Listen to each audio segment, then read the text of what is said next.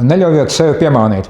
Vēl nesen Latvijas ministri Korī paziņoja, ka viņi atbalsta obligāto kara dienestu sievietēm Latvijas armijā. Pašlaik pirms vēlēšanām šī tēma, protams, ir pieklususi, bet variet būt droši, ka novembrī, ja vien paliks esošie valdošie, viņi būs klāt ar šo te ideju, ka ne tikai puišiem, bet arī meitenēm ir jāiet dienēt obligāti Latvijas armijā. Tas pārspēja pat Padomju Savienības pieredzi, jo tur tomēr obligātais kara dienests attiecās tikai uz vīriešiem.